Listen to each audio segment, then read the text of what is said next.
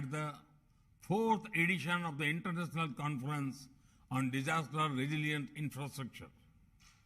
At the outset, we must remind ourselves that the solemn promise of the Sustainable Development Goals is to leave no one behind.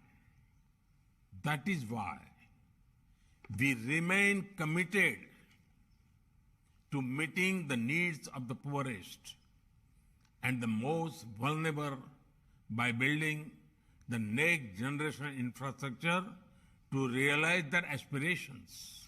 And infrastructure is not just about creating capital assets and generating long-term return on investment. It is not about the numbers.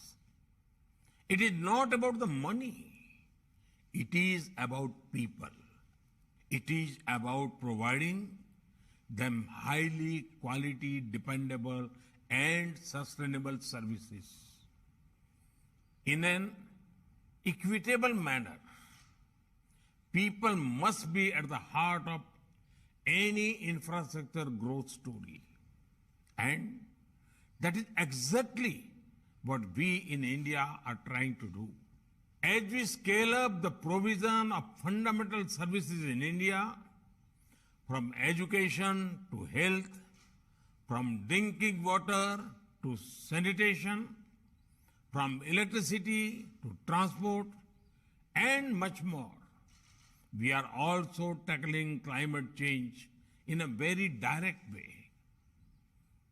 That is why at COP26, we have committed to attain net zero by 2070 in parallel with our developmental efforts. Friends, the development of infrastructure can unleash human potential in remarkable ways, but we must not take our infrastructure for granted. These systems have known and unknown challenges, including climate change. When we launched the CDRI in 2019, it was based on our own experience and felt needs. When a bridge gets washed away in floods, when a power line is broken by cyclonic winds, when a communication tower is damaged by forest fires, it disrupts the lives and livelihood of thousands of people directly. The consequences of such infrastructure damage can last for years and affect millions of people. So, the challenge before us is quite clear.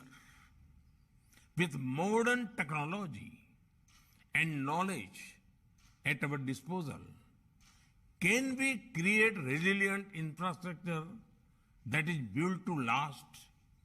Recognition of this challenge underpins the creation of the CDRI, the fact that this coalition has expanded and received wide support from across the world indicates that this is our shared concern.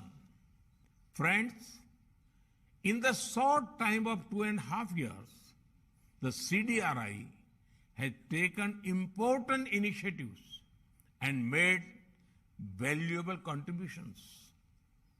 The initiatives on infrastructure for resilient island states that was launched at COP26 last year is a clear expression of our commitment to work with small island countries.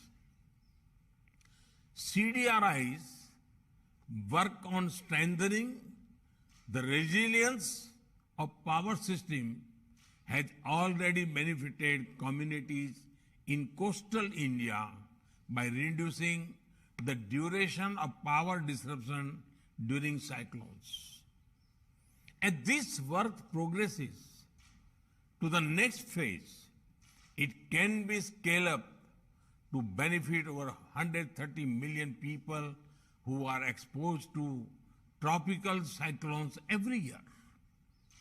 CDRI's work on resilient airports is studying 150 airports around the world. It has the potential to contribute to the resilience of global connectivity.